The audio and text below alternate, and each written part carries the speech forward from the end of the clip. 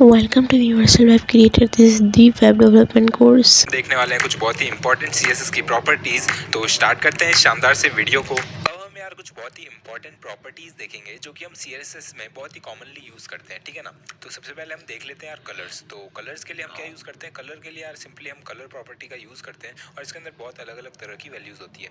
एक एक करके उनको डिस्कस करेंगे, पर पहले देख लेते हैं यार कलर कितने तरह के हो जाते हैं, मतलब हम कैसे कैसे कलर को यूज कर सकते हैं। तो सबसे पहले मैंने बताया यार कलर को यूज कर सकते हैं हम नॉर्मल कलर प्रॉपर्टी से, साथ में हम बैकग्राउंड कलर नाम का एक प्रॉपर्टी है उसको यूज करके किसी भी चीज का बैकग्राउंड दे सकते हैं। सिमिलरली यार हमारा बॉर्डर कलर होता है, तो बॉर्डर कलर के लिए हम यूज करते हैं बॉर्डर डैश कलर का, ठीक है। ये भी एक प्रॉपर्टी है और इसके अंदर वैल्यू हम वही कलर वाले लिखेंगे और इससे हमारे बॉर्डर के अंदर कलर आ जाती है, ठीक है।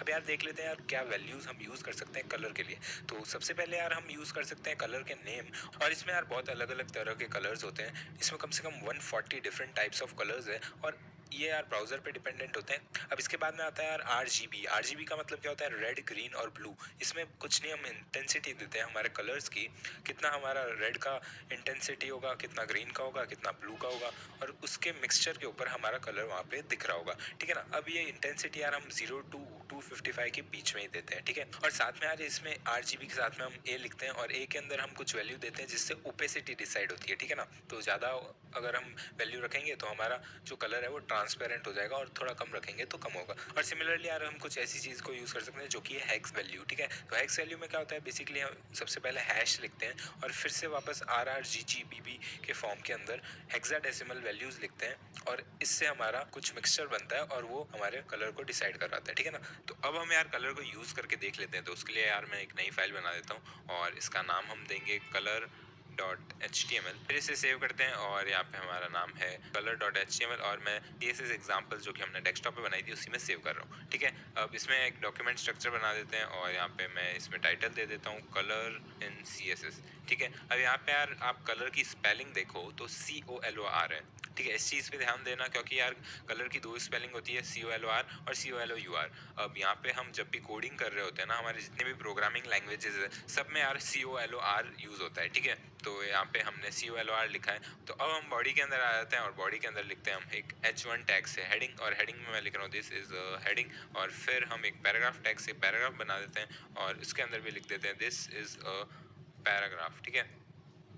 फिर इसे सेव करते हैं और जाते हैं हम इसको स्टाइल करके देख लेते हैं एक बार। तो यहाँ पे मैं स्टाइल टैग का यूज़ कर रहा हूँ इसे स्टाइल करने के लिए, और इसके अंदर हम सबसे पहले H1 को सिलेक्ट कर लेते हैं। अब H1 को सिलेक्ट करके यार इसके अंदर हमको कुछ कलर देना है तो हम कलर प्रॉपर्टी का यूज़ कर रहे हैं और फिर यहाँ पे मैं कीवर्ड का यूज़ कर रहा हूँ। तो अब आपको देखने हो कि यार यहाँ पे कितने कीवर्ड्स है। तो इसके अंदर यार VS कोड ने ऑलरेडी बता रखे हैं ये सारे कीवर्ड्स जो हम यूज़ कर सकते हैं। नहीं तो आप क्या कर सकते हो, आप या तो गूगल कर लो MDN कलर्स, जिससे आपको यार वो MDN का CSS जो डेवलपर डॉक है वो खुल जाएगा। और इसके अंदर आप यहाँ पे कलर वैल्यू पे अगर देखो तो यहाँ पे आपको सारे कलर के कोड और यहाँ पे कीवर्ड भी दिख रहे हैं। इनमें से आप कोई भी सेलेक्ट कर दीजिए जो भी आपको कलर देना है। अब यहाँ पे मैं रेड कलर दे रहा हूँ इसको, तो मैं RED सेलेक्ट करूंगा और फिर मैं इस P टैग को भी एक कलर देता हूँ। तो मैं P टैग को सिलेक्ट करता हूँ और इसके अंदर हम यहाँ पे कलर दे देते हैं। यहाँ पे मैं ब्राउन कलर दे रहा हूँ, ठीक है। तो ब्राउन कलर दिया, सेव किया। अब जाते हैं हम यहाँ पे इसके अंदर और यहाँ पे मैं इसको चेंज करके लिख देता हूँ color.html और अब एंटर करेंगे तो आप देख सकते हो यार यहाँ पे दिस इज हेडिंग में रेड कलर आ गया है, दिस इज अ पैराग्राफ में ब्राउन कलर आ गया है ना। अब इसके अंदर हम हेक्स वैल्यू को लिखना चाहे तो हम क्या करेंगे, हम यहाँ पे जाएंगे और लिखेंगे #FFFFFF और फिर इसे सेव करते हैं। अब यहाँ पे ये FFF का मतलब है वाइट कलर, ठीक है। अब इसको हमको चेंज करना हो तो आप इस पे हवर कीजिए। अब यहाँ पे देख सकते हो आप एक कलर पिकर आ रहा है। अब इसमें से आप अपना जो कलर है वो सेलेक्ट कर दीजिए। यहाँ पे हमारे सारे कलर्स है और यहाँ पे देखो तो आपके जो कलर की ग्रेडिंग है वो सारी है। यहाँ पे मेरे को रेड कलर की जगह मैं इस बार येलो दे रहा हूँ, तो अच्छा सा कोई येलो कलर को सेलेक्ट कर लेता हूँ और इसे सेव कर लेते हैं। अब यहाँ पे नीचे हमको एक और कलर देना है तो यहाँ पे फिर से मैं #FFF कर देता हूँ और फिर इसके अंदर हम यहाँ पे फिर से एक कलर को सेलेक्ट करेंगे। तो मैं इस बार ग्रीन कलर दे रहा हूँ। ग्रीन कलर को मैंने सेलेक्ट किया और फिर यहाँ से मैंने उसकी कोई अच्छी सी शेड ली और फिर मैंने इसे सेव कर दिया। और अब गए जाते हैं हम ब्राउजर में तो आप देख सकते हैं दिस इज अ हेडिंग आ रहा है, दिस इज अ पैराग्राफ आ रहा है और येलो और ग्रीन कलर में आ रहा है। अब हम क्या कर सकते हैं, अब हम इसके अंदर कुछ ओपेसिटी को भी चेंज कर सकते हैं। तो अभी तक अगर आपने देखा तो हमको 3 तरह की वैल्यू थी RRGGBB, लेकिन अब इसके साथ में एक और वैल्यू जुड़ जाएगी जैसे ही मैं इसको चेंज करूंगा। तो यहाँ से आप इसको चेंज कर सकते हो ओपेसिटी को, और मैं जितना कम करूंगा उतना हमारा जो कलर है वो लाइट होता जाएगा। तो मैं इसे कुछ यहाँ पे रख देता हूँ और फिर हम इस नीचे वाले को भी चेंज करके देखते हैं। तो ये ऑलरेडी बहुत लाइट है तो मैं इसको ज़्यादा लाइट नहीं करूँगा, मैं यहाँ तक ला लेता हूँ और इसे सेव करके देखते हैं इसका आउटपुट। तो आप देख सकते हो यार एकदम लाइट टेक्स्ट के अंदर हमारी दिस इज़ अ हेडिंग लिखा हुआ है और दिस इज़ अ पैराग्राफ भी लिखा हुआ है, जो कि थोड़ा सा लाइट है ना। अब इसके अंदर हम RGB का यूज़ करके देख लेते हैं। तो उसके लिए मैं क्या करूँगा, हम यहाँ पे जाएंगे और लिखेंगे RGB, जो कि एक फंक्शन है। तो यहाँ पे मैंने लिखा RGB और यहाँ पे हमारा RGB तीनों आ गए। अब हमको इसके अंदर वैल्यू देनी है, तो पहले मैंने दिया 0, फिर मैंने दिया 0, फिर मैंने दिया 0। अब इससे ब्लैक कलर हमारा आ जाएगा, लेकिन हमको ब्लैक कलर नहीं देना है, हमको कुछ और कलर देना है। तो फिर से मैं इसी पे हवर करूँगा और यहाँ पे हमारा कलर पिकर आ रहा है सेम स्टाइल के अंदर, और फिर से आपको यहाँ पे जाना है और कलर पिक करना है। तो इस बार मैं हल्का सा लाइट ब्लू टाइप का कुछ सेलेक्ट कर रहा हूँ और इसके अंदर हम कुछ भी अच्छा सा सेलेक्ट करके एक बार सेव करके देखते हैं। और यहाँ पे भी मैं एक और कलर दे देता हूँ पहले, ताकि हमको दोनों का कलर दिख जाए। और यहाँ पे मैंने पहले इसको ब्लू कलर ही दे दिया है, फिर मैं हवर करके इसको पर्पल दे देता हूँ ताकि ये थोड़ा सा अच्छा लगे। ठीक है, अब इसको यहाँ पे मैंने ऐसे किया और सेव किया और जाते हैं हम ब्राउजर में। तो आप देख सकते हो यार दिस इज़ अ हेडिंग अब ब्लू कलर में आ रहा है, दिस इज़ अ पैराग्राफ अब पर्पल कलर में आ रहा है। ठीक है, और इसके अंदर भी हमारा सेम जो ओपेसिटी चेंज करना है, तो आप इसको यूज़ कर सकते हो और यहाँ पे एक अल्फा वैल्यू आ जाएगी जो कि 0 to 1 के बीच में आती है। ठीक है, अब इसको मैं यहाँ पे हल्का सा शेड कम कर लेता हूँ और इसकी मैं ओपेसिटी भी थोड़ी सी कम कर लेता हूँ और अब सेव करके देखते हैं। तो आप यहाँ पे देख सकते हो ये दोनों हल्के हल्के से लाइट हो चुके हैं। ठीक है, बस यार ये था हमारा कलर प्रॉपर्टी। और भी बहुत सारे इसके अंदर वैल्यूज़ होंगे, आप एक एक के साथ में खेल के देख सकते हो कैसा आपका आउटपुट आ रहा है। और बस यार जैसे जैसे आप यूज़ करोगे वैसे वैसे आप इसको अच्छे से सीख जाओगे। ठीक है, तो कुछ इस तरह से यार हम कलर्स को यूज़ करते हैं CSS के अंदर। अब यार नेक्स्ट हम देख लेते हैं बैकग्राउंड। ठीक है, तो बैकग्राउंड में यार सबसे पहले हमने देख लिया यार बैकग्राउंड कलर का, तो हम यूज़ कर ही सकते हैं। सिंपली कलर को हमको वैल्यू के अंदर लिखना है, फिर साथ में यार वही ट्रांसपेरेंसी के लिए हम ओपेसिटी का यूज़ कर सकते हैं। ठीक है, और फिर आता है यार हमारा बैकग्राउंड इमेज। तो बेसिकली यार हम बैकग्राउंड इमेज नाम की एक प्रॉपर्टी को यूज़ कर सकते हैं और इससे हम बैकग्राउंड के अंदर कुछ इमेजेस डाल सकते हैं। ठीक है, और इसके अंदर यार हम वैल्यू में लिखेंगे URL और उसके अंदर एक फंक्शन होता है यार ये URL, और उस फंक्शन के अंदर हम बेसिकली हमारा जो पर्टिकुलर URL है इमेज का वो लिखेंगे। ठीक है, अब इसके बाद में यार हमारा आता है रिपीट। तो रिपीट से क्या होता है, बेसिकली हमारा यार अलग अलग जो इमेज है उसको हम रिपीट करवा सकते हैं। ठीक है, अब रिपीट के अंदर वैल्यू क्या आती है, तो रिपीट में X एक्सिस और Y एक्सिस अलग अलग एक्सिस में आपको रिपीट करवाना है। तो आप रिपीट डैश X या रिपीट डैश Y लिख दोगे और उस पर्टिकुलर एक्सिस में आपका वो जो इमेज है वो रिपीट होता जाएगा। ठीक है ना, अब साथ में यार इसमें नो रिपीट भी है, जिससे आपका नो रिपीट होएगा, मतलब रिपीट होना बंद हो जाएगा। ठीक है, फिर आता है यार पोजीशन। पोजीशन क्या होता है, तो बेसिकली आपका वो जो बैकग्राउंड है, मान लो आपने इमेज लगाया तो उसकी पोजीशन आपको कहाँ रखनी है वो आप डिसाइड कर सकते हो पोजीशन नाम के प्रॉपर्टी से। ठीक है ना, तो कुछ यार इस तरह से हम बैकग्राउंड का यूज़ कर सकते हैं CSS के अंदर। तो अब हम यार बैकग्राउंड प्रॉपर्टी को एक बार यूज़ करके देख लेते हैं। तो मैं यार VS कोड के अंदर आ चुका हूँ और फिर से हम वही हमारा न्यू फाइल डॉक्यूमेंट स्ट्रक्चर और उसका टाइटल देकर रख देते हैं। तो What if you could think faster? You can with Brain HQ.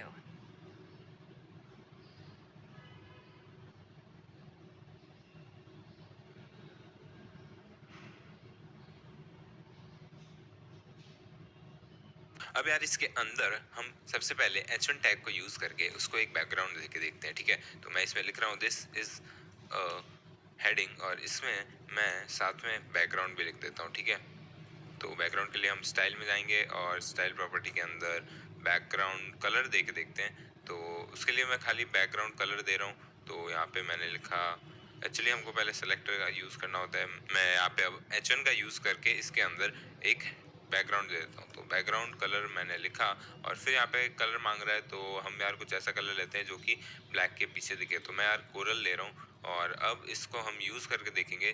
तो उसके लिए हम यहाँ पे यार फिर से हमारा सर्वर क्रिएट कर देते हैं। तो उसके लिए मैं गो लाइव पे क्लिक करता हूँ और जैसे मैंने इस पर क्लिक किया तो आप देख सकते हो यार यहाँ पे हमारा दिस इज़ द हेडिंग आ चुका है और पीछे हमारा जो बैकग्राउंड है वो भी लग रहा है। ठीक है, अब इसके अंदर यार हम इमेजेस वगैरह भी डाल सकते हैं। तो उसके लिए यार हम एक डिव का यूज़ करेंगे और डिव के अंदर मैं बेसिकली एक बैकग्राउंड डाल रहा हूँ। तो मैं लिख दूंगा बैकग्राउंड और फिर हम उसको एज अ क्लास डाल रहे हैं। ठीक है, अब इसके अंदर हमको फिर से वही हमारा H1 का यूज़ करना है। तो मैं इस H1 को इसमें डाल देता हूँ और फिर हम यहाँ आते हैं और डिव के अंदर यहाँ पे हमारे स्टाइल के अंदर लिखेंगे बैकग्राउंड और फिर इस बैकग्राउंड के अंदर हमको यार कुछ इमेजेस डालनी है। तो हम उसके लिए यार बैकग्राउंड इमेज का यूज़ करेंगे और इसके अंदर हमको एक इमेज की लोकेशन डालनी है। तो सबसे पहले तो यार मैं एक इमेज डाउनलोड कर लेता हूँ। तो यहाँ पे मैं गूगल में जाके कोई इमेज डाउनलोड कर रहा हूँ।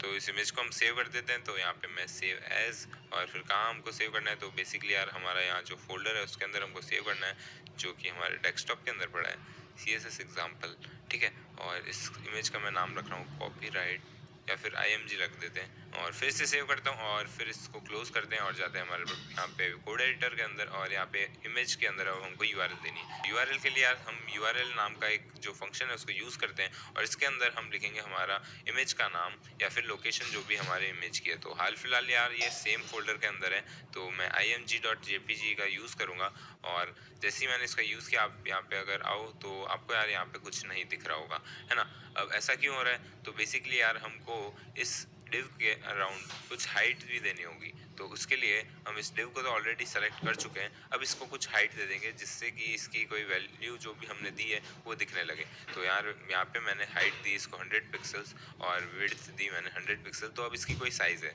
और जैसे इसकी साइज़ है वैसा उसका बैकग्राउंड भी आ रहा है। अब क्योंकि यार हमने H1 को ऑलरेडी बैकग्राउंड दे रखा है, इसलिए हमारी वो जो दूसरी वाली बैकग्राउंड इमेज है वो नहीं दिख रही है।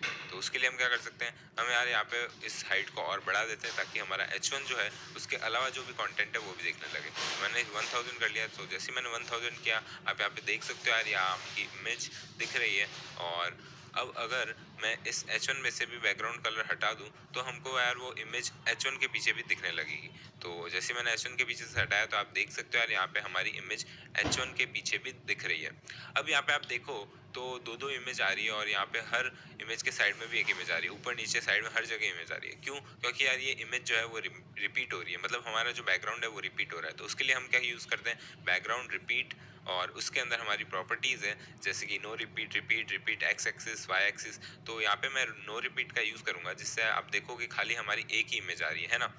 और फिर अगर आप चाहो तो इस इमेज की साइज़ को भी बदल सकते हो हमारे बैकग्राउंड साइज प्रॉपर्टी से। तो उसके लिए यार हम बैकग्राउंड साइज़ का यूज़ करेंगे। तो यहाँ पे मैं लिखूँगा बैकग्राउंड साइज़, और उसके अंदर हम साइज़ डिफाइन कर देंगे। तो मैं 100 पिक्सल्स करके देखता हूँ एक बार। तो यहाँ पे यार छोटा सा इमेज आपको दिख रहा है, इसको हम 400 पिक्सल्स कर देते हैं। तो आपको यहाँ पे दिख रहा होगा ये अच्छे से हमारा बैकग्राउंड साइज़ आ रहा है ना। इस चीज़ को यार हमने रिपीट करके देखना है, तो यहाँ पे आप रिपीट लिख दो, और अगर हम रिपीट लिखेंगे तो हमारा यहाँ पे रिपीट होगा। और अगर हम वाई एक्सिस में रिपीट करना चाहे तो रिपीट वाई करेंगे, और अगर हम एक्स एक्सिस में रिपीट करना चाहे तो एक्स लिख देंगे, और फिर सेव करके अगर आप देखो तो हमारा आउटपुट यहाँ पे आ रहा होगा, है ना। अब यार इसके अंदर एक और प्रॉपर्टी होती है जो कि है बैकग्राउंड अटैचमेंट। इससे क्या होता है, उससे बेसिकली यार ये जो हमारी इमेज है वो फिक्स्ड या स्क्रोल में कन्वर्ट हो जाती है। तो बेसिकली फिक्स्ड का मतलब है कि तो वो चिपकी हुई रहेगी, या फिर वो आपके कंटेंट के साथ में मूव करेगी। कैसे? तो एक बार देख लेते हैं। तो यहाँ पे अगर मैं फिक्स्ड रखूँ और इसको मूव करने की कोशिश करूँ, तो आप देख सकते हो यार ये हमारा जो हेडिंग है वो ऊपर जा रहा है, और हमारा जो इमेज है वो नीचे आ रहा है साथ में हमारे कंटेंट के। तो अगर आपको अभी भी समझ में नहीं आ रहा है, तो मैं एक पैराग्राफ ओपन करके उसके अंदर कोई रैंडम टेक्स्ट दे देता हूँ। तो मैंने लिखा लॉरेम, और यहाँ पे मैं 100 वर्ड्स लिख देता हूँ, और फिर हम देखें तो यार यहाँ पे हमारा ये जो टेक्स्ट है वो आ रहा है, और जैसे ही मैं ऊपर करूँगा तो यहाँ पे ये साथ में मूव कर रहा है। और एक बार इसको और 2-3 कॉपी करके देख लेते हैं, तो आपको बेटर समझ में आ जाएगा। हाँ, अब आप अगर देखो तो इसको आप जैसे ही स्क्रॉल कर रहा हूँ मैं, साथ में वो जो हमारा इमेज है वो भी नीचे आ रहा है। अब अगर मैं इसको स्क्रॉल में कन्वर्ट कर दूँ, जो कि हमारा बैकग्राउंड अटैचमेंट है, उसको मैंने लिखा है स्क्रॉल, तो अब वो साथ में स्क्रॉल हो जाएगा, है ना। लेकिन यहाँ पे हमारी जो इमेज है वो ऊपर जा रही है, ठीक है। अब इसके अंदर एक और प्रॉपर्टी है जो कि है बैकग्राउंड पोजीशन। तो उसका यूज करके देख लेते हैं। तो यहाँ पे मैंने लिखा बैकग्राउंड पोजीशन, और इसमें अगर हम सेंटर का यूज करें तो हमारी ये जो इमेज है वो इस बैकग्राउंड की हाइट और विड्थ के सेंटर में आ जाएगी। कैसे? तो एक बार देखते हैं। तो यहाँ पे आप देखो तो इसकी हाइट यहाँ से स्टार्ट होती है और यहाँ नीचे तक एंड होती है। तो उसके सेंटर में हमारा ये जो इमेज है वो आ रहा है। अब एक बार इसको हम रिपीट नो रिपीट कर देते हैं ताकि ये रिपीट ना हो, और फिर अगर हम देखें तो ये हमारे सेंटर में खाली एक इमेज आ रही है, ठीक है। उसी तरह से यार इसमें कवर या और भी प्रॉपर्टीज़ है, तो उसके लिए मैं बैकग्राउंड पोजीशन पे जाता हूँ, और यहाँ पे हम इसको ओपन करके देख लेते हैं इसके अंदर क्या क्या अलग अलग प्रॉपर्टीज़ है। तो टॉप, लेफ्ट, राइट, सेंटर, ये सारी प्रॉपर्टीज़ है इसके अंदर। तो एक बार उनको यूज़ करके देख लेते हैं। तो यहाँ पे मैंने लिखा टॉप और सेव किया, तो एक बार हम इसका आउटपुट देखें तो यहाँ पे टॉप में आ रही है। उसी तरह से अगर मैं लिखूँ बॉटम तो ये चीज़ हमारी नीचे चली जाएगी, ठीक है। और यहाँ पे अगर आप कोई साइज़ दोगे तो उस हिसाब से वो ऊपर नीचे हो जाएगी, ठीक है। अब यार ये थे कुछ बैकग्राउंड प्रॉपर्टीज़ और उसके वैल्यू जो कि हमने देखे। तो आगे बढ़ते हैं और अब हम देखेंगे कुछ फॉन्ट रिलेटेड चीज़ें जो जिससे हम टेक्स्ट को स्टाइल कर सकते हैं। सो नेक्स्ट हम देख लेते हैं यार फॉन्ट्स। और अगर यार हम डिज़ाइन का पार्ट देख रहे हैं CSS, तो इसके अंदर यार फॉन्ट्स तो हमको देखने बहुत ही ज़रूरी हो जाएंगे ना, क्योंकि फॉन्ट से ही तो हमारे टेक्स्ट बहुत ही ब्यूटीफुल बनते हैं, है ना। तो फॉन्ट के लिए हम यूज़ करते हैं यार फॉन्ट फैमिली का, जिससे हम अलग अलग फॉन्ट्स को डिफाइन कर सकते हैं, ठीक है। तो जैसे कि हमारा टाइम्स रोमन हो गया, कोरियर न्यू हो गया, और जो भी हम फॉन्ट्स वर्ड या किसी डॉक्यूमेंट में यूज़ करते हैं उसी तरह से यहाँ पे भी हम उसे डिफाइन कर सकते हैं, ठीक है। तो सबसे पहले यार हम फॉन्ट फैमिली का यूज़ करके एक फॉन्ट डिफाइन कर लेंगे, और उसके बाद में यार हम अलग अलग स्टाइल जो यूज़ करते हैं वर्ड या किसी भी आप डॉक्यूमेंट में देखते हो, तो इटैलिक्स, नॉर्मल, ऑब्लिक, ये सारी चीज़ें जो होती है उसके लिए हम यूज़ करते हैं यार फॉन्ट स्टाइल का। फॉन्ट स्टाइल के अंदर हम वैल्यू में लिख सकते हैं नॉर्मल, इटैलिक, ऑब्लिक, जो भी हमें फॉन्ट स्टाइल देनी है, ठीक है। उसके बाद आता है यार फॉन्ट साइज़, और इसमें हम बेसिकली अलग अलग साइज़ दे सकते हैं फॉन्ट्स की। हमारा फॉन्ट कितना बड़ा होगा, कितना छोटा होगा, तो उस चीज़ के लिए हम यार फॉन्ट साइज़ का यूज़ करेंगे। और वैल्यू के अंदर हम यार अलग अलग कीवर्ड यूज़ कर सकते हैं, जैसे कि परसेंटेज हो गया, पिक्सल हो गया, EM हो गया, या जो भी वैल्यू हम यूज़ करते हैं अलग अलग टेक्स्ट के लिए, ठीक है।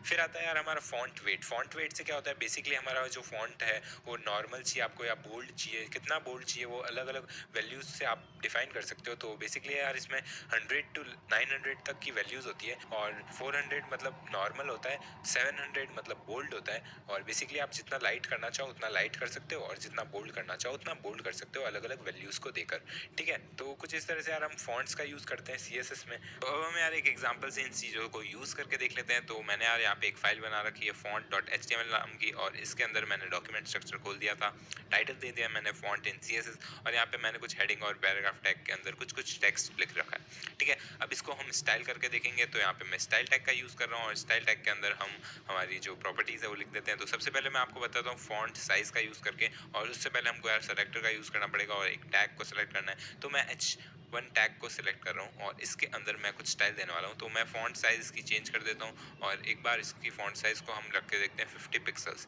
ठीक है। सेव करेंगे, और यहाँ पे मैंने ऑलरेडी ये खोल रखा है, तो इसके अंदर मैं जाके रिफ्रेश करता हूँ। आप देख सकते हो यार ये हमारा आउटपुट आ रहा है, यहाँ पे द नाइट किंग लिखा हुआ है, और इसके अंदर हमने 50 पिक्सल की साइज़ दिया। अब इसको अगर मैं 150 कर दूँ तो आप देख सकते हो यार ये नाइट किंग हमारा बड़ा हो चुका है। अब इसके अंदर हम फॉन्ट चेंज करके देखते हैं, तो उसके लिए मैं फॉन्ट फैमिली का यूज़ कर रहा हूँ, तो F1T फैमिली, और इसके अंदर हमारे यहाँ पे कुछ प्री डिफाइंड ऑलरेडी यहाँ पे फॉन्ट के स्टैक्स बने हुए हैं। अब इसमें से आप कोई भी एक चूज़ कर सकते हो, तो मैं इसको चूज़ करता हूँ। तो अब इसमें ये कॉमा कॉमा का क्या मतलब है, तो बेसिकली यार ये हमारा पहला फॉन्ट है जो कि यूज़ होगा, और अगर कंप्यूटर को ये वाला फॉन्ट नहीं मिला तो वो इस पे जाएगा, फिर ये यूज़ होगा, अगर ये ना मिला तो ये ना मिला तो ये, तो उस तरह से हमारा ये यूज़ होता है। अब इसके अंदर ये जितने भी फॉन्ट्स है वो सारे वेब सेफ फॉन्ट्स है। वेब सेफ फॉन्ट्स का मतलब होता है कि ये जो हमारे फॉन्ट्स है वो ऑलरेडी ऑपरेटिंग सिस्टम में इंस्टॉल होते हैं मोस्टली। अब किसी ऑपरेटिंग सिस्टम में ना हो ऐसा हो सकता है, लेकिन मोस्टली ये इंस्टॉल होते हैं, ठीक है।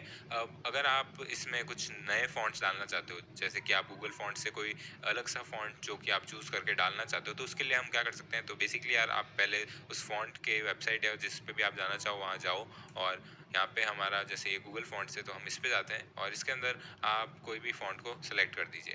अब यहाँ पे मैं कोई भी अच्छा सा फॉन्ट देख लेता हूँ, जैसे कि ये मेरे को बहुत अच्छा लग रहा है, तो मैं इसको सेलेक्ट कर लेता हूँ, और इसको हमको यूज़ करना है। तो सबसे पहले आप सेलेक्ट दिस स्टाइल को क्लिक कीजिए, और जैसे मैंने स्टाइल पे क्लिक किया, आप देख सकते हो यार यहाँ पे हमारा लिंक टैग आ गया। अब कुछ नहीं करना है, हमको इसको कॉपी करना है, और इसको कॉपी करके आप जाइए यहाँ पे, और यहाँ पे आप इसको मेटा टैग के नीचे पेस्ट कर दीजिए, या जहाँ पे भी आपने अपनी स्टाइल शीट को लिंक किया है वहाँ पे भी आप पेस्ट कर सकते हो उसके ऊपर नीचे। तो मैंने यहाँ पे पेस्ट किया, और इसके अंदर हमको अब बेसिकली यार मैं स्टाइल टैग के ऊपर इसलिए पेस्ट कर रहा हूँ क्योंकि हमारा जो लिंक है ये फॉन्ट्स का वो पहले लोड होना चाहिए, और उसके बाद में हमारा जो CSS है वो वर्क करना चाहिए, ताकि इसको पता चले कि फॉन्ट फैमिली एग्जिस्ट करती है, ठीक है। तो यहाँ पे मैंने ऊपर लिख दिया हमारा फॉन्ट फैमिली, और अब इसके अंदर हम उस फॉन्ट का नाम लिखेंगे, ठीक है। तो फॉन्ट का नाम यहाँ पे क्या है, पैसिफिको। तो इसको मैं कॉपी कर लेता हूँ, यहाँ पे मैं पेस्ट कर लेता हूँ, और जैसे ही अब हम हमारे इस ब्राउजर में जाएंगे तो यहाँ पे आप देख सकते हो द नाइट किंग हमारा कर्सिव में अच्छे से दिख रहा है ना। अब इसकी यार हम स्टाइल चेंज करके देखते हैं। तो बेसिकली हमको यहाँ पे फॉन्ट स्टाइल लिखना होगा उसके लिए, और यहाँ पे मैं इटैलिक, नॉर्मल, ऑब्लिक, इन सब में से कोई भी एक सेलेक्ट करके देखता हूँ। तो मैं ऑब्लिक सेलेक्ट कर रहा हूँ, और देखते हैं इसका आउटपुट। तो यार यहाँ पे कुछ भी चेंज नहीं दिख रहा है, तो एक बार इटैलिक्स करके देखते हैं। तो यहाँ पे डेलिक किया तो यहाँ पे यार हल्का सा ये टेढ़ा हो चुका है और यहाँ पे स्टाइल हमारी चेंज हो गई है। ठीक है, अब इसमें और भी बहुत सारी प्रॉपर्टीज़ है। तो यहाँ पे आप देखो तो जैसे ही मैंने लिखा फ़ॉन्ट, तो इतनी सारी हमारी प्रॉपर्टीज़ है, मैं आपको सारी नहीं बता सकता। आपको यार बेसिकली इसमें क्या करना है, आप अगर फ्री हो तो कुछ कुछ हमारे जो फ़ॉन्ट की प्रॉपर्टीज़ है, जो भी मैंने प्रॉपर्टीज़ पढ़ाई है, उनमें से एक एक चीज़ों को लो, उनकी वैल्यूज़ के साथ में एक्सपेरिमेंट करो, देखो कि कैसा उसका आउटपुट आ रहा है। और यार आप ऐसे ही धीरे धीरे करते सीख जाओगे। आपको कुछ भी याद नहीं करना है, आपको एक्सपेरिमेंट करना है, आपको देखना है चीज़ें कैसे काम करती है, कैसे वो वर्क कर रही है, क्या वो सही चल रही है कि नहीं चल रही है, कैसा उसका आउटपुट आ रहा है, क्या हम जो एक्सपेक्ट कर रहे हैं वैसा आउटपुट आ रहा है या नहीं आ रहा है। ये सारी चीज़ें हम करते हैं जब भी हम CSS, HTML और डिज़ाइन वाली चीज़ें सीख रहे होते हैं। ठीक है, तो यहाँ पे हमको कुछ कुछ प्रॉपर्टीज़ मैं बता देता हूँ। तो मैंने यार बाकी सारी बता दी, एक और मैं बता देता हूँ, फॉन्ट वेट। अब फॉन्ट वेट से क्या होता है, तो यहाँ पे आप देखो कुछ कुछ हमारे यहाँ पे वैल्यूज़ दिख रहे हैं। तो अगर मैंने 100 किया तो फॉन्ट वेट हमारी जो है वो 100 हो जाएगी। कैसे, तो यार हमारा ये जो फॉन्ट है, आप इसको देखो तो ये अभी लाइटेस्ट है, इसकी जो लाइटेस्ट स्टेट है, कितना पतला ये हो सकता है उतना पतला ये अभी है। अगर आपको इसको मोटा करना है तो आप क्या करोगे, इसको 500 लिख दो और सेव करो। तो आप देख सकते हो यार ये हल्का सा अभी जाड़ा हो गया। अब इसको अगर मैं 900 कर लूँ तो अभी ये यहाँ पे 900 से और ज़्यादा हो गया। तो बस यार हम टेक्स्ट को कितना डेंस करना चाहते हैं वो यहाँ फॉन्ट वेट से हम बताते हैं। अब इसमें यार आप देखो तो बोल्ड, बोल्डर, लाइटर, ये सारी चीज़ें भी यही है कि बोल्ड में आपका शायद 700 अप्लाई हो जाता है, बोल्डर में आपका शायद 900 अप्लाई हो जाएगा, लाइटर में आपका 300 अप्लाई हो जाएगा। तो बस यही चीज़ें हैं। और नॉर्मल में शायद हमारा 400। ये सारी चीज़ें आप अगर यहाँ पे हवर करके इस MDN रेफरेंस में देखोगे तो आपको मिल जाएगी। और इसके अंदर यार यहाँ पे मैंने नीचे अगर देखा तो यहाँ हमारी ये जो बोल्ड है यहाँ इसकी वैल्यू लिखी है, नॉर्मल में इसकी वैल्यू लिखी है। तो बस यार कुछ इस तरह से हम फॉन्ट का यूज़ करते हैं। अब आगे बढ़ते हैं और टेक्स्ट को स्टाइल करके देख लेते हैं। तो अब हम देख लेते हैं यार फॉर्मेटिंग टेक्स्ट विद CSS। तो CSS के अंदर हम टेक्स्ट फॉर्मेटिंग करने के लिए भी कुछ प्रॉपर्टीज़ का यूज़ करते हैं और उससे हम टेक्स्ट को अलग अलग टाइप के स्टाइल दे सकते हैं। ठीक है, तो मान लो जैसे आपको कलर देना है या आपको टेक्स्ट का अलाइनमेंट करना है, स्पेसिंग देनी है, तो ये सारी चीज़ हम CSS के अंदर कुछ प्रॉपर्टीज़ का यूज़ करके कर सकते हैं। ठीक है, तो मान लो आपको सबसे पहले कलर देना है, तो कलर के लिए यार हमने देखा था कलर एट्रीब्यूट होता है, तो उसी का यूज़ करेंगे। तो आप जैसे एक पैराग्राफ का यूज़ कर रहे हो तो उस पैराग्राफ के अंदर अगर आपको कलर देना तो कोई भी सेलेक्टर का यूज़ कीजिए और उसको सेलेक्ट कर दीजिए, फिर एक प्रॉपर्टी है कलर, उसका यूज़ करेंगे तो उससे हमारा टेक्स्ट कलर चेंज हो जाएगा। ठीक है, फिर आता है यार हमारा टेक्स्ट अलाइनमेंट। और अलाइनमेंट यार बेसिकली हम उस टेक्स्ट को कहाँ पे कैसे अलाइन करना चाहते हैं उसके लिए यूज़ किया जाता है। तो मान लो यार आपका टेक्स्ट आप लेफ्ट से स्टार्ट करना चाहते हो और सारे टेक्स्ट आपके लेफ्ट से ही स्टार्ट होना चाहते हैं, तो उसके लिए आप टेक्स्ट अलाइन लेफ्ट कर लोगे। सेंटर से स्टार्ट करना चाहते हो तो टेक्स्ट अलाइन सेंटर, फिर सिमिलरली राइट से स्टार्ट करना चाहते हैं तो टेक्स्ट अलाइन राइट। और इसमें यार साथ में एक और है जो कि है टेक्स्ट अलाइन जस्टिफाई। इससे क्या होता है, बेसिकली हमारी सारी लाइंस स्ट्रेच हो जाती है और एकदम स्टार्ट से लेकर एंड तक आ जाती है। ठीक है, और खाली लास्ट लाइन में जो गैप होता है वो रहेगा, बट स्टार्टिंग टू एंड तक जितनी भी लाइंस है वो एकदम लेफ्ट टू राइट मार्जिन्स में स्ट्रेट होती है। ठीक है, तो इससे यार बेसिकली हमारा जो टेक्स्ट है वो पूरा फॉर्मेटेड दिखेगा, कहीं पे भी यार आगे पीछे नहीं होने वाला है। ठीक है, ये बेसिकली यार हमारे मैगजीन्स या न्यूज़पेपर वाली वेबसाइट्स होती है उसके अंदर यूज़ किया जाता है। ठीक है, फिर आता है यार टेक्स्ट डेकोरेशन। टेक्स्ट डेकोरेशन में क्या होता है, तो बेसिकली यार इससे हम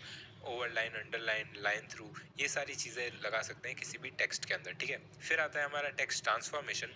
उससे बेसिकली हम यार पूरे टेक्स्ट को अपर केस, लोअर केस या कैपिटलाइज कर सकते हैं। अब कैपिटलाइज क्या है, तो कैपिटलाइज बेसिकली हमारा जो भी वर्ड है उसको आप फर्स्ट लेटर कैपिटल में लिखना चाहो तो कैपिटलाइज कर दो टेक्स्ट ट्रांसफॉर्म यूज़ करके, तो आपका फर्स्ट लेटर जो है वो कैपिटल हो जाएगा। फिर बाद में आता है यार टेक्स्ट इंडेंटेशन, और इससे बेसिकली हमारा जो जैसे हमने HTML डॉक्यूमेंट को इंडेंट किया था उसी तरह से यार इसको भी इंडेंट करने के लिए हम बेसिकली साइज लिख देंगे और उतना स्पेस हमारे टेक्स्ट के स्टार्ट होने से पहले आ जाएगा। ठीक है, उसके बाद में आता है लेटर स्पेसिंग। बेसिकली हर लेटर के बीच में आपको कितनी स्पेसिंग देनी है वो साइज आप इसमें लिख दो तो आपका लेटर के बीच में स्पेसिंग आ जाएगी। ठीक है, फिर उसके बाद में आता है यार वर्ड स्पेसिंग। तो वर्ड स्पेसिंग भी सिमिलर है बट इसमें वर्ड का यूज़ होता है, तो हर वर्ड के बीच में कितनी स्पेसिंग आपको देनी है तो उसके लिए आप यूज़ करोगे वर्ड स्पेसिंग का। ठीक है, तो यार ये थे कुछ टेक्स्ट फॉर्मेटिंग प्रॉपर्टीज जो हम CSS के अंदर यूज़ करते हैं। तो यहाँ पे यार हमने फिर से एक text.html नाम की फाइल बना दी है, उसके अंदर मैंने फिर से वही फॉन्ट वाला चीज़ कॉपी कर लिया है और टाइटल यार मैंने यहाँ पे चेंज करके स्टाइलिंग टेक्स्ट इन CSS कर दिया। ठीक है, अब यहाँ पे मैं स्टाइल टैग ओपन करके इनको कुछ स्टाइलिंग दूंगा। तो सबसे पहले तो यार मैं थोड़ा टेक्स्ट डिफ्रेंशिएट करने के लिए टेक्स्ट कलर का यूज़ कर लेता हूँ और इन पैराग्राफ्स को एक कलर दे देता हूँ। तो उसके लिए मैं कलर प्रॉपर्टी का यूज़ कर रहा हूँ और क्योंकि यार हम पैराग्राफ को सेलेक्ट कर रहे हैं तो उसके अंदर का कलर आ जाएगा और उसके अंदर पैराग्राफ में खाली टेक्स्ट ही होता है तो टेक्स्ट का कलर आ जाएगा, है ना। अगर H1 यूज़ करते हैं तो H1 में भी क्योंकि यार टेक्स्ट वाला एलिमेंट है तो टेक्स्ट का कलर आएगा। ठीक है, अगर आप कोई डिव कर्व या कोई ऐसा बॉक्स टाइप का अगर कोई एलिमेंट को सेलेक्ट करोगे तो उसके अंदर हमारा जो बॉक्स है उसमें कलर आ जाता है, ठीक है। तो हल्का सा डिफरेंस होता है बट प्रॉपर्टी हमारी सेम ही है, ठीक है। तो यहाँ पे मैं यार रेड कलर से एक बार इसको चेंज करके देखते हैं और एक बार इसका आउटपुट देख लेते हैं, ठीक है। तो मैं गो लाइव पे दबाता हूँ और यहाँ पे यार हमारा ब्राउजर खुल चुका है। अब इसके अंदर आप देखो तो ये वाला कलर जो है हमारा रेड में आ गया है। फिर से जाते हैं इसमें ब्राउजर के अंदर और यहाँ पे मैं एक बार लाइन हाइट दे के देखता हूँ। तो लाइन हाइट से क्या होता है, आपको बताया था मैंने, हर लाइन के बीच में कुछ स्पेसिंग आ जाएगी हमारे ब्राउजर के अंदर। तो उसके लिए मैं यूज़ करूँगा लाइन हाइट और उसमें मैं प्रॉपर्टी के अंदर कुछ वैल्यू देनी होती है। तो वैल्यू में मैं दे रहा हूँ 1.5 और एक बार सेव करके देखते हैं हमारे ब्राउजर के अंदर। तो आप देख रहे हो यहाँ पे बीच में लाइन के बीच में कुछ स्पेसिंग आ रही है ना। अब मैं इसको यार थोड़ा ज़्यादा बढ़ा के देखता हूँ, तो मैं इसको 4 करके देखता हूँ। तो जैसे ही मैं 4 कर रहा हूँ आप देखो यार लाइन के बीच में बहुत ज़्यादा स्पेसिंग आ गई है। अब ये शायद 4 पिक्सल्स में है। अगर आप इस पर देखो तो इसके अंदर कुछ एमडीएन रेफरेंस है, इसमें जाके आप देख सकते हो कि ये जो वैल्यू है वो कौन से यूनिट के अंदर आ रही है ना। अब यहाँ पे आप अगर देखो तो इसके अंदर कुछ वैल्यूज़ आ रही है और यहाँ पे सिंटेक्स में यहाँ पे लिखा हुआ है unitless value use this number multiplied by the elements font size. मतलब क्या हुआ कि ये जो हमारी साइज है वो फॉन्ट साइज के मल्टीपल में है। तो आपकी अगर फॉन्ट साइज 20 पिक्सल है तो ये जो साइज है वो 3.5 मल्टीप्लाई बाय 20 पिक्सल होगा, समझ गए, ठीक है। तो जैसे यहाँ पे मैंने 4 लिखा है तो इस जो पी टैग की फॉन्ट साइज है उसका मल्टीप्लाई बाय 4 टाइम्स यहाँ पे लाइन हाइट में स्पेसिंग आ रही है। थोड़ा सा कॉम्प्लिकेटेड है बट अगर आप ट्राई करो तो आपको इजीली समझ में आ जाएगा कि लाइन हाइट की यूनिट कैसे काम कर रही है, ठीक है।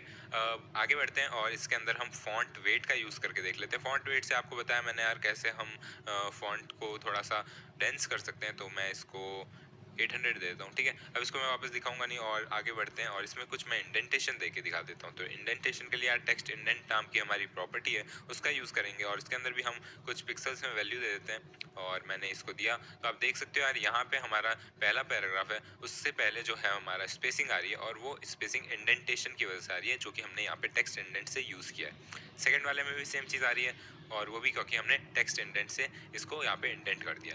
आगे बढ़ते हैं और अब हम यार इसमें वर्ड स्पेसिंग का यूज़ करके देखते हैं। तो उसके लिए मैं वर्ड स्पेसिंग प्रॉपर्टी का यूज़ करता हूँ और इसके अंदर हम फिर से वही हमारी प्रॉपर्टी दे देते हैं। तो यहाँ पे यार मैं 1.5 दे रहा हूँ। अब इसके अंदर और ये जो लाइन हाइट थी उसमें जो वैल्यूज़ थी वो सेम तरीके से काम करती है, ठीक है। एक बार सेव करके देखते हैं इसका आउटपुट। तो वर्ड्स के बीच में यार थोड़ी सी स्पेसिंग बढ़ गई है लेकिन आपको अभी भी डिफ्रेंशिएटिंग नहीं दिख रहा है। तो मैं 3 यूज़ करके देखता हूँ, सेव करता हूँ और आप देख सकते हो यार थोड़ा सा स्पेस ज़्यादा हो गया। अब 3 में भी इतना अच्छा नहीं दिख रहा है तो 4 करते हैं और अब आप देखो तो यार बहुत ज़्यादा स्पेस हमारे वर्ड्स के बीच में आ रहा है। अब इसमें आगे बढ़ते हैं और अब हम H1 को स्टाइल करके देखते हैं और H1 में मैं यार सबसे पहले टेक्स्ट ट्रांसफॉर्म का यूज़ कर रहा हूँ। टेक्स्ट ट्रांसफॉर्म से हम बेसिकली यार upper case, lower case, capitalize ये सब कर सकते हैं। तो मान लो यार हमारा ये जो द नाइट किंग वाला टेक्स्ट है उसको आपको अपर केस में कन्वर्ट करना है। तो सारे लेटर्स जितने भी है ना वो सारे अपर केस में ऑटोमेटिकली कन्वर्ट हो जाएंगे जैसे ही आप इसमें टेक्स्ट ट्रांसफॉर्म अपर केस लिखोगे। तो मैं यहाँ चाहता हूँ, आप देख सकते हो यार द नाइट किंग जो है हमारा वो अपर केस में आ रहा है ना।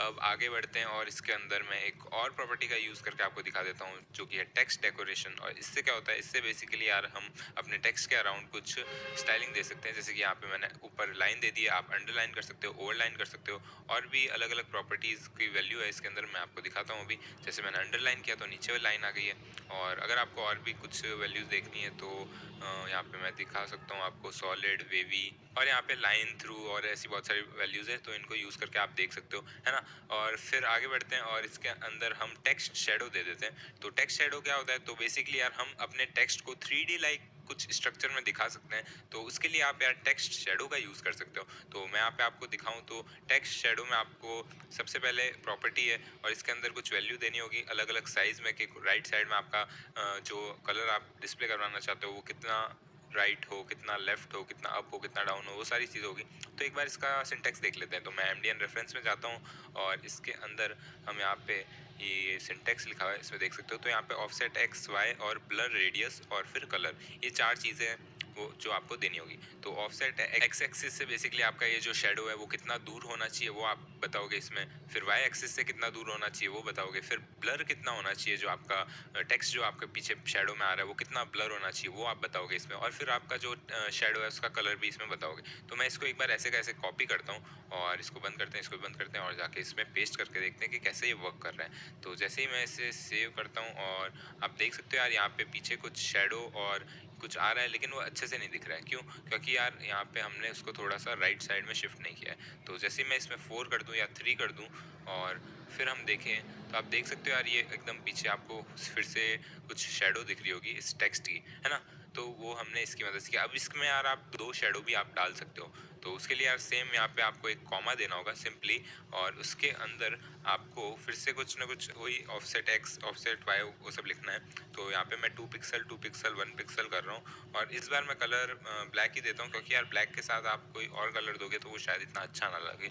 आप ट्राई कर सकते हो यार अपने लोकल एनवायरनमेंट में अलग अलग कलर्स को। मैं एक बार आपको दिखा देता हूँ ये कैसा लग रहा है। तो आप देख सकते हो यार ये थोड़ा सा डेंस हो गया है, और ये हल्का सा राइट साइड में भी शिफ्ट हो गया है ना।